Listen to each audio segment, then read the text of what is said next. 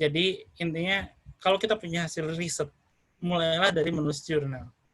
Jangan mulailah dari ngomong-ngomong atau woro-woro di koran.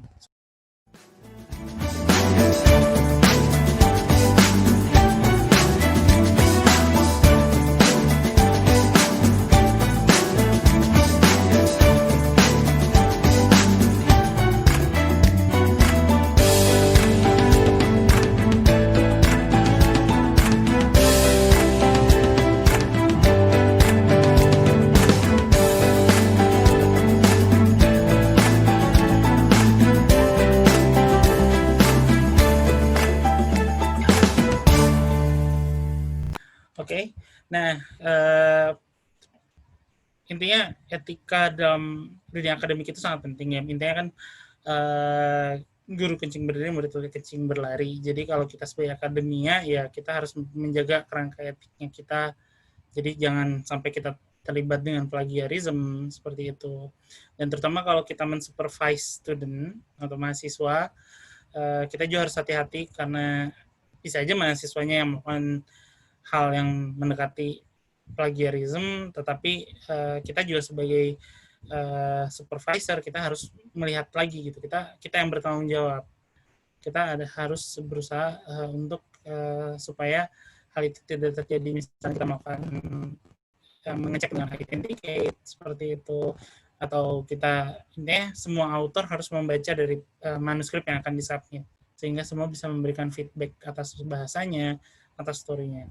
Nah, kemudian kalau misalnya kita ingin menggunakan gambar dari manuskrip orang lain atau kita mau mengambil satu paragraf dari paper orang lain, sebetulnya ada mekanisme copyright clearance gitu. Jadi biasanya di tiap-tiap jurnal itu di bagian salah satu bagian pasti ada tombol untuk request permission, di mana itu akan terkait dengan licensing atau misalnya permisi bahwa kita boleh mereproduce gambar, mengadaptasi gambar, atau mengambil paragraf seperti itu.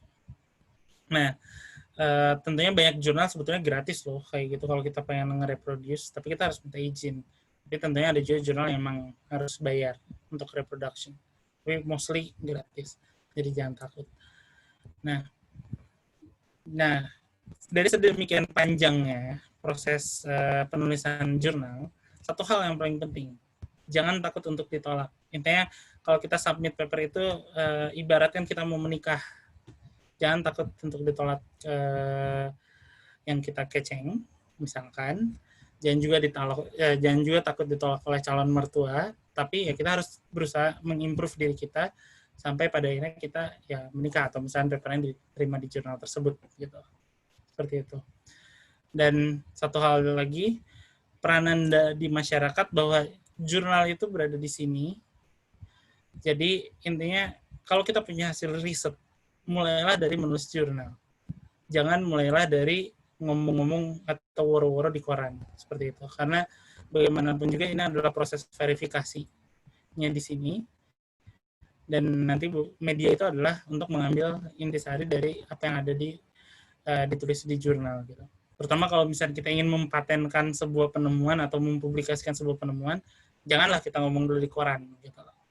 Tapi tulis dulu jurnalnya, tulis dulu patennya, baru setelah itu ya press release, dan kemudian ya berusaha untuk berbicara dengan media.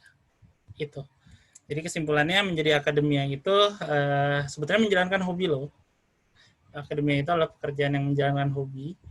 Tapi juga kita harus menjadi manajer dari riset kita menjadi artis, seniman, kita juga harus menjadi pedagang dari hasil riset kita, dan tentunya juga menjadi politisi, yaitu mengadvokasi bidang kita, bahwa bidang kita itu paling ya penting gitu untuk diperhatikan oleh banyak orang. Mungkin itu saja dari saya.